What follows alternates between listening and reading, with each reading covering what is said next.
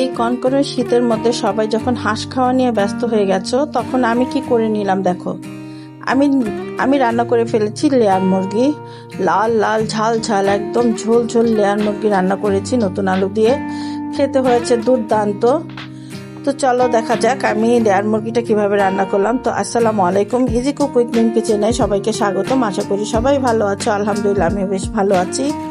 তো আমি প্রথমে কি করেছি দেখো, লেয়ার মুরগিটাকে আমি সুন্দর করে কেটে ধুয়ে পরিষ্কার করে নিয়েছি। লেয়ার মুরগির সবচেয়ে বেশি মজার জিনিস সেটা হচ্ছে আমার চামড়া খুব বেশি ভালো লাগে। চামড়াটা এতই মজা লাগে কি বলবো। তো আমি মুরগিটাকে কেটে ধুয়ে সুন্দর করে আমি একটি কড়াইতে নিয়ে নিয়েছি। এরপর এর মধ্যে একে একে করে আমি সব রকম মশলা দিয়ে দিচ্ছি। হলুদ, মরিচ, আদা, রসুন বাটা, জিরা গুঁড়া, লবণ স্বাদ মতো, ধনিয়া গুঁড়া দিয়ে কাঁচামরিচ দিয়ে দিচ্ছি বেশ কিছুটা, তেজপাতা।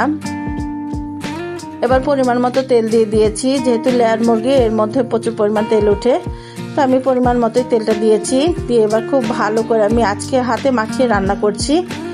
এই জন্য আমি সম্পূর্ণ মশলাটা মুরগির সাথে খুব সুন্দর করে মেখে নিয়েছি।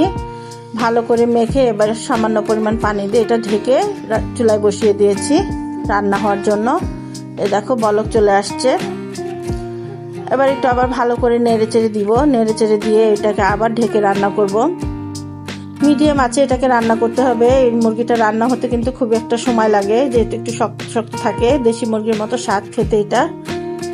এই জন্য এটাকে একটু ধীরে ধীরে করে রান্না করতে হবে, চুলার আঁচটা মিডিয়াম রেখে। দেখো আমার মশলা কিন্তু সুন্দর মতো কষে গেছে, আমার মুরগিটা কষানো হয়ে গেছে। এর মধ্যে আমি শাহি গরম মশলা দিয়ে দিলাম। দিয়ে আবার খুব ভালো করে আমি এটাকে মিশিয়ে নিব।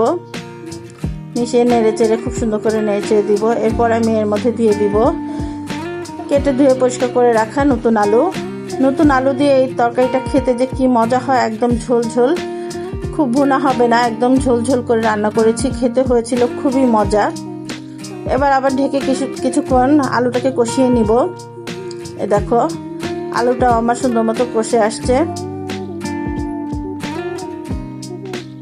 ভালো করে নেড়ে চেড়ে দিব আমি এটাকে, খুব সুন্দর করে নেড়ে চেড়ে দিয়ে এর মধ্যে আমি দিয়ে দিব গরম পানি। পরিমাণ মতো পানি দিয়ে দিব। ঝোল আমি যতটুকু রাখবো ওই অনুসারে আমি পানি দিয়ে দিয়েছি। আলুটা সিদ্ধ হয়ে যাবে একটু পানির মধ্যে, আমার কাঙ্ক্ষিত ঝোলটাও থেকে যাবে। এবার ঢেকে রান্না করব বেশ কিছুক্ষণ। আলুটা যখন সিদ্ধ হয়ে যাবে তখন আবার ঢাকনাটা তুলে আবার কিছুক্ষণ নেড়ে চেড়ে দিব। দেখো আমার আলুগুলো কিন্তু সুন্দর মতো সিদ্ধ হয়ে গেছে। এবার এর মধ্যে আমি দিয়ে দিব গুঁড়া করে রাখা, ভেজে গুঁড়া করে রাখা জিরা গুঁড়ো। এটা দিয়ে আমি সুন্দর করে নেড়ে চেড়ে নিব। আমার কিন্তু রান্নাটা কমপ্লিট হয়ে গেছে, আমার গোশত সিদ্ধ হয়ে গেছে। এই দেখো খুবই মজা হয়েছিল খেতে। আমি এটা চিতই পিঠার সাথে সার্ভ করেছিলাম। খেতে হয়েছিল খুবই মজা, খুবই স্বাদের হয়েছিল। তো তোমরা অবশ্যই এভাবে একবার ট্রাই করতে পারো। সবাই শুধু হাঁস নিয়ে ব্যস্ত হয়ে গেছো, এভাবে লেয়ার মুরগি একবার খেয়ে দেখো, খেতে হয়েছিল দুর্দান্ত। আশা করি তোমরা নিরাশ হবে না, খেয়ে খুব ভালো লাগবে।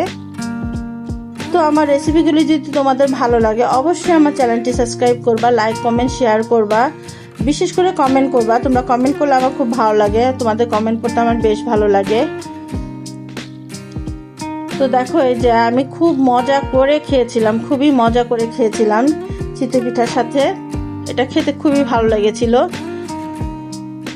যাদের হাঁস খেতে সমস্যা, হাঁসে অ্যালার্জি, হাঁস খেতে পারো না, তারা এইভাবে লেয়ার মুরগিটা রান্না করে খেয়ে দেখতে পারো। খুবই ভালো লাগে, খুবই ভালো লাগে খেতে।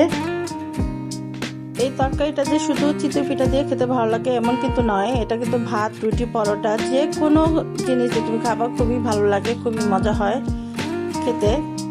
তো আজকের জন্য এই পর্যন্ত। সবাই ভালো থাকবো, সুস্থ থাকবো। আল্লাহ হাফেজ।